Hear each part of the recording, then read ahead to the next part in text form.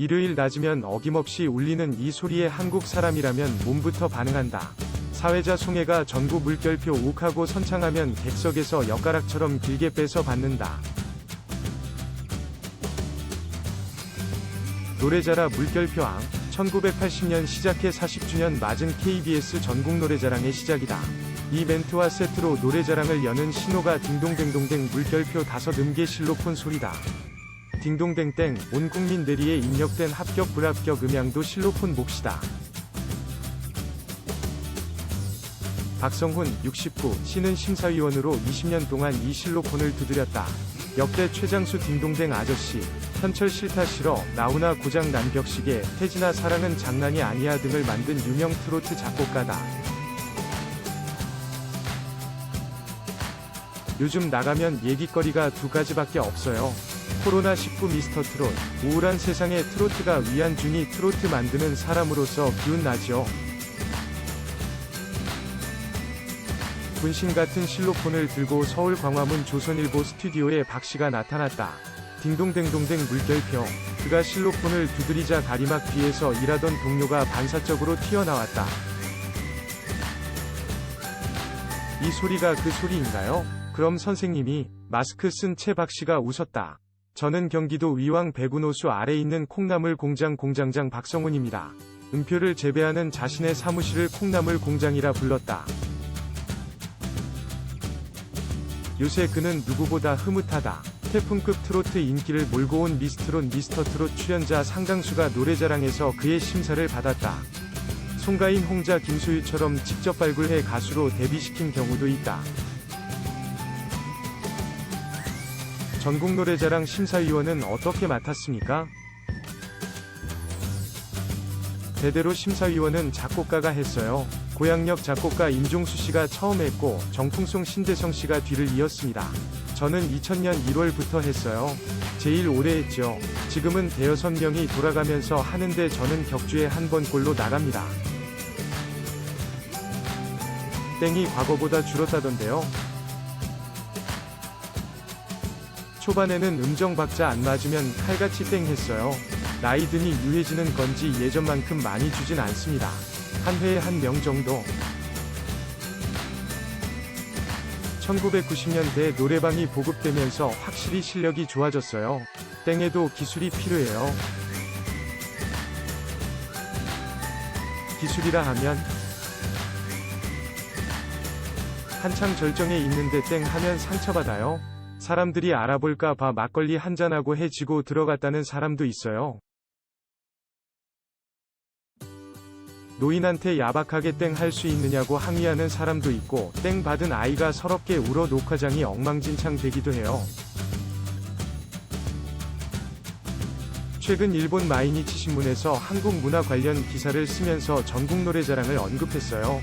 일본 노래자랑과 달리 한국은 관객도 의자에 서서 노래하고 춤춘다면서 춤추며 노래하는 공감의 마당이라고 표현했습니다. 맞아요. 뼈약볕 아래에서 같이 울고 웃죠. 노래자랑이 농촌분들 응어리 풀어주고 답답함 달래주는 해방구 역할을 했다는 데 자부심 느낍니다. 송가인을 발굴했다고요? 2010년 전국노래자랑 진도편에 송가인이 나와 최우수상을 탔어요. 제가 만든 주현미 정말 좋았네를 부르는데 한 소절만 들어도 알겠더군요. 1년 뒤 진도 출신 국악인 최우칠 씨를 송혜 선생님 사무실에서 만났어요. 송가인을 안다고 해서 한번 와보라고 전해달라 했습니다. 왜 1년을 묵혔습니까? 심사 끝나고 바로 오라고는 안 합니다. 가수 사냥하러 심사하는 게 아니니까. 한참 지나도 여운 남는 친구가 가끔 있어요. 송가인이 그랬습니다. 만나서 가정 형편을 물었더니 아버지는 농사짓고 어머니는 시킴굿 한다고 합디다. 시골에서 부모님께 계속 손 벌리고 살 수 없으니 판을 내보라고 권했어요. 가수한테는 판이 운전면허증 같은 거라면서 2012년 앨범 만들어 가수로 데뷔시켰죠. 홍자, 김소유도 제자다. 3인 3색, 셋넷셋. 송가인은 우리 옛 정통 트로트를 구성지게 부르고 홍자는 발라드 트로트를 잘 부르죠. 김수유는 송가인처럼 정통 트로트 쪽인데 목소리가 약간 더 굵어요. 미스터트롯 출연자와도 인연이 있습니까? 김수찬, 이찬원, 이명웅, 정동원, 홍자먼 등 출연자 80에서 90% 정도가 전국노래자랑 출신이더라고요. 이명웅, 김수찬은 작업은 같이 안 했는데 사무실에 찾아온 적이 있어요. 안성우는 판 만들어 송가인하고 같이 다니게 했고요. 홍자먼은 평창군 편에 나왔는데 꼬마가 어쩜 그리 잘하는지 눈에 띄었습니다. 정동원은 함양군 편에 출연했는데 색소폰까지 어찌나 간드러지게 불던지. 누가 눈에 들어오더냐고 묻자 목소리로 따지면 이찬원, 이명웅이 잘하더라고 했다. 망돌, 망한 아이돌, 인데 전향했다는 친구 등 안 풀려 트로트의 길로 온 출연자가 많더군요. 실패와 도전기에 사람들이 감정이입합니다. 실패가 있으니 한이 나오는 겁니다. 당장은 아이돌이 좋아 보일지 몰라도 길게 보면 이 길이 나을 수 있어요. 아이돌 댄스곡은 나이 들면 못해요. 트로트는 한번 알려지면 30에서 40년 할 수 있어요. 주현미 씨도 30에서 40년 전 제가 목소리를 발굴했는데 지금까지 가잖아요. 이미지 크게 보기. 히트곡요. 내가 만든 게 아니라 세월이 만들었어요. 세월에 감사합니다. 지금까지 쓴 곡이 900여 곡. 박성훈 씨는 다작 듀오 주오은 자랑이 아니라며 몸을 낮췄다. 양수열 영상미디어 기자. 주현미 목소리를 발굴했다고요?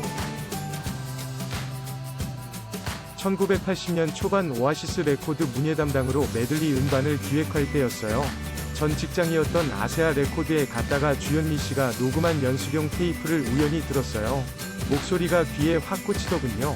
그쪽 회사에선 큰 관심이 없어서 우리가 키우겠다고 했죠. 전자오르간 하나 가지고 뚝딱 만든 게 1984년 쌍쌍파티였어요.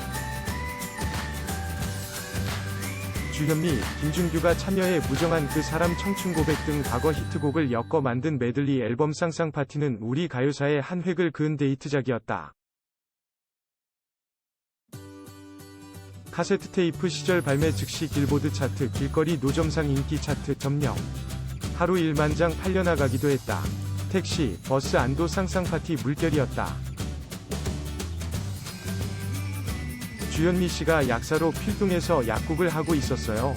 제가 악보를 출력해 기타 메고 약국에 가서 노래 연습시키곤 했어요. 1985에서 1987년 주현미의 방송 매니저를 했다. 그가 뒷얘기를 들려줬다. 쌍쌍파티가 원래 바다가 육지라면을 부른 조미미 씨를 메인으로 해서 만들려고 했는데 조미미 씨가 펑크를 내 무명이던 주현미 씨가 갑자기 대타가 됐습니다. 부랴부랴 전화해서 빨리 약국 문 닫고 오라고 해서 녹음했습니다. 그는 야구 선수들이 조금 다쳐도 이를 악물고 나온다고 한다. 대타가 잘해 자리를 뺏길 수 있어서란다. 인생은 결국 타이밍이란 걸 깨달았다고 했다. 50년 음악 동반자 현철. 이미지 크게 보기. 이는 10여 년 전송에 왼쪽 와 찍은 사진. 인연이 오래됐지만 같이 찍은 사진은 몇 장 없다. 아래는 직접 발굴해 데뷔시킨 송가인과 함께 박성훈. 경남 창녕 시골에서 어린 시절을 보냈다. 초급 목피, 카오젠 무피로 연명하던 시절. 기타만이 고단한 삶을 달래줬다. 음악은 어떻게 하게 됐나요? 중학교 때 이웃집 형이 쓰던 하모니카를 30원 주고 샀어요. 소독한다면서 종일 물에 담가뒀죠. 웃음. 고등학교 때 매형이 3,700원 주고 기타를 사줬어요.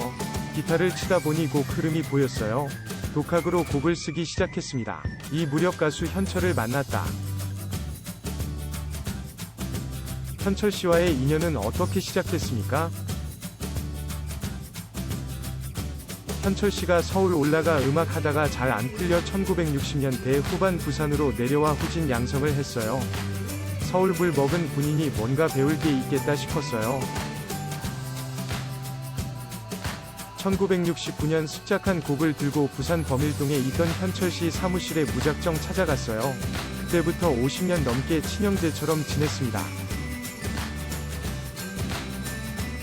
현철의 사무실에 더부살이하며 기타 교습소를 하다가 마산으로 교습소를 옮겼다. 1976년 작곡가로 데뷔했지만 첫 곡은 히트에 실패했다. 1979년 현철과 둘이 각자 문화생들을 모아 음반을 제작하기로 하고 서울의 한 녹음실을 찾았다. 녹음이 끝나고 대여 시간이 30에서 40분 남아 심심풀이로 작곡해둔 두 곡을 둘이서 같이 부르고 내려왔다. 사랑은 나비인가 바와 미국 가수 레이프 게릿의 인기곡 I Was Made for Dancing을 번안한 다 함께 춤을 이었다. 얼마 후 아세아 레코드 사장이 연락했다. 두 곡이 정말 좋아 판을 만들었는데 반응이 뜨거우니 방송에 한번 출연해 달라고 했다. 판이 나온 걸 나중에 안 건가요? 레코드사에서 어디서 구했는지 색소폰 사진 크게 박아 앨범 재킷을 만들어 놨더군요. 사장님이 급조에 붙인 그룹 이름이 벌떼들이었어요. 결국 방송에 출연했는데 직후부터 판매가 뚝 떨어졌다.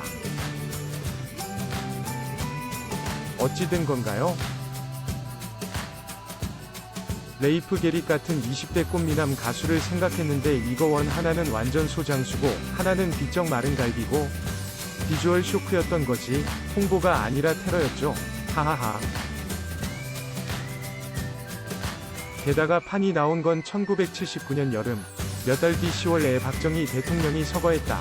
대통령 돌아가셨는데 무슨 춤을 추고 나비처럼 날아와서 사랑을 심느냐고 했죠. 바로 금지곡이 됐습니다. 이후 박씨는 작곡에 전념하려고 서울로 올라왔고 현철은 부산에서 정식으로 그룹 현철과 벌떼들을 만들었다. 첫 직장은 아세아 레코드, 1981년 오아시스 레코드로 옮겼다.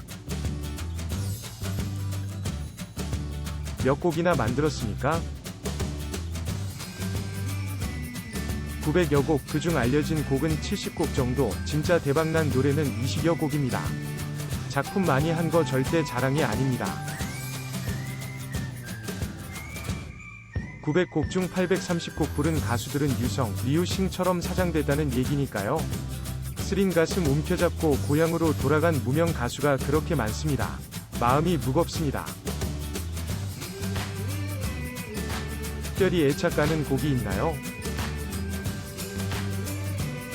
배부르고 여유 있을 땐 최고급 요리를 사준다고 해도 별 감흥이 없는데 배고프고 힘들 땐 해장국 한 그릇도 그렇게 고마울 수가 없어요. 현철 사랑은 나비인가봐 1979년, 주현미 첫정 1986년 하춘화